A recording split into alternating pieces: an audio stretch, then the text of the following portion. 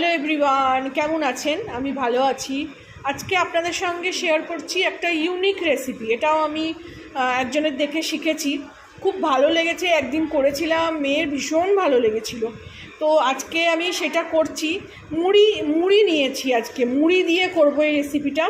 মুড়ি নিয়ে গেলে আর খেতে ইচ্ছে করে না। না, আমরা মুড়ি অনেক সময় তরকারি দিয়ে, ডাল দিয়ে মেখে খাই, নিয়ে গেলে ভাল লাগে। কিন্তু এটা আমি নতুন একটা রেসিপি শিখেছি, তো সেই জন্যই সেটাই করছি। মুড়ি নিয়ে গেলে ফেলে দেবার দরকার নেই, এই রেসিপিটা করে খাওয়া যাবে। এদিকে আমি পেঁয়াজ নিয়ে নিয়েছি, এটা এর মধ্যে একদম ফাইন চপ করে নেবো। আদা, রসুন, কাঁচা লঙ্কা এগুলোও সব চপ করে নেবো এর মধ্যে। আর মুড়িটা আমি 2-4 বার জল পাল্টে ধুয়ে নেব। ধুয়ে যেরকমভাবে মুড়ি ধোয়ে সেরকমভাবে আপনাদের দেখাচ্ছি আমি কিভাবে মুড়ি ধোবো। ধুয়ে নিয়ে আমি সেটা রাখবো।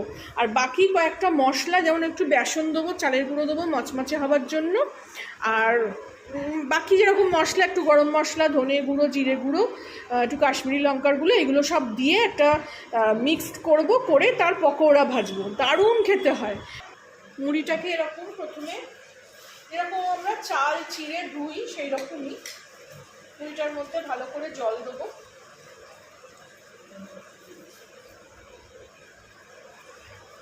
জল দিয়ে একটু এরকম হাত দিয়ে করলেই ধুলোটা নিচে চলে যাবে। দিয়ে চিপে এটার মধ্যে একটা বাটি নিয়ে নিয়েছি, এখানে এরকমভাবে চিপে। আর যখন জল মুড়ি খাই তখন আমি এইভাবে ধুয়ে নিই। আমি দেখছেন কত ধুলো, বোঝা যাচ্ছে?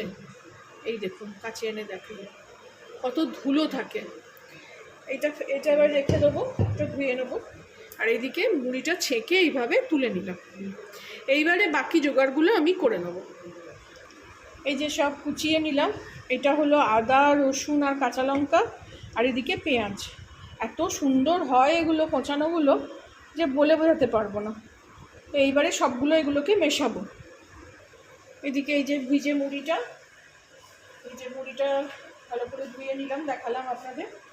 তার সঙ্গে পেঁয়াজ,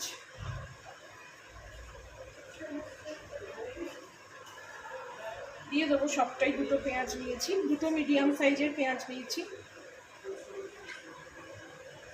তার সঙ্গে দেবো এই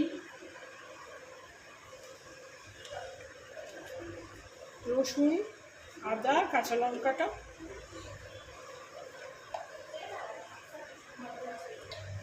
পেঁয়াজ থেকে একটু জল বেরোবে, ভালো করে এটা মিলিয়ে নেবো। শুকনো মশলার মধ্যে একটু কাশ্মীরি লঙ্কার গুঁড়ো, একটু কালারটা চেঞ্জ হবে, ভালো লাগবে। একটু দেবো হলুদ গুঁড়ো, একটু ধনে গুঁড়ো, আর একটু জিরে গুঁড়ো।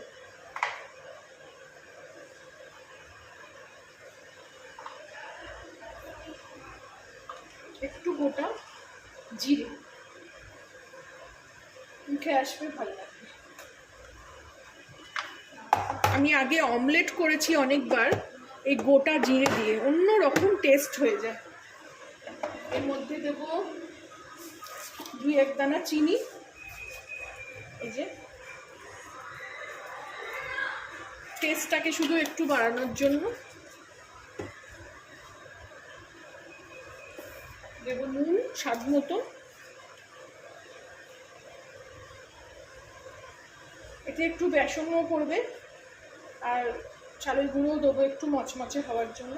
খুব চটজলদি সমস্ত কিছু হাতের কাছে রেডি থাকলে, আর এইসব জিনিস আমাদের বাড়িতে সবসময়ই আছে। এবার দেবো একটু বেসন। এটা যেটা গড়তে লাগবে, মানে যাতে বাইন্ডিংটা হয় সেরকমই দেবো একটু চালের গুঁড়ো, দেবো একটু চালের গুঁড়ো করে মাপ, কারণ বেসন আর চালের গুঁড়োতে একটু শুকনো হয়ে যাবে।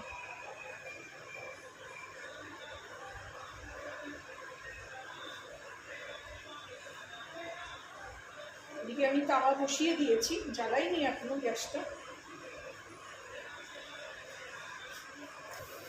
এই যে হাতে এরম তেল লাগিয়ে নিয়েছি, দিয়ে এবারে টিক্কির আকারে গড়ে নেব। ছোটো ছোটো করেই করবো।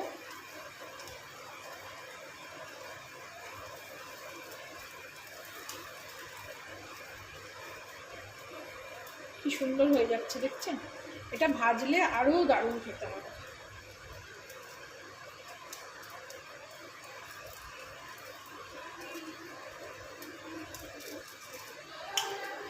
সবকটা মুড়ি, টিক্কি বা পকোড়া যাই বলুন গড়ে নিলাম। এবার কড়াইতে চলে যাব।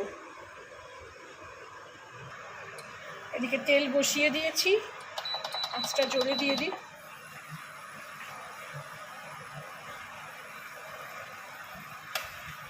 তেলটা গরম হোক। এদিকে তেল গরম হয়ে গেছে, এবারে একটা একটা করে এটা ছেড়ে দেব।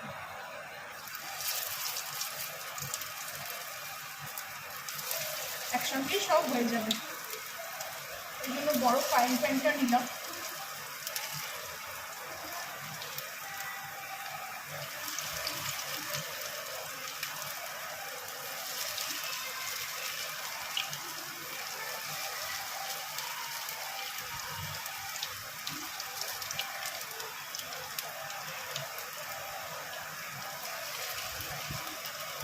একসঙ্গেই সব হয়ে গেল। এবার একদিকটা খানিকক্ষণ হোক, তারপরে এটাকে উল্টাবো।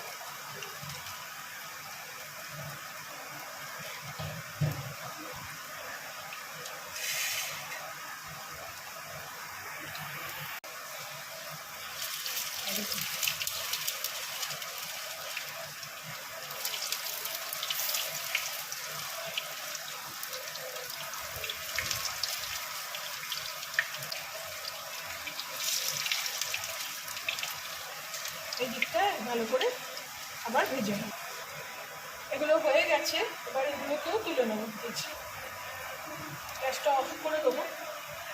এই পিঠটা আরেকটু করে নেব।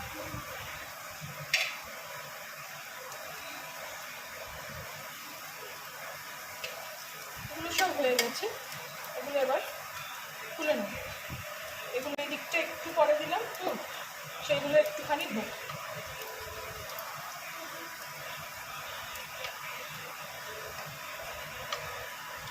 এইভাবে আপনারাও করে নেবেন। ভালো লাগলে আমার চ্যানেলটাকে একটা লাইক, শেয়ার অ্যান্ড সাবস্ক্রাইব করে দেবেন।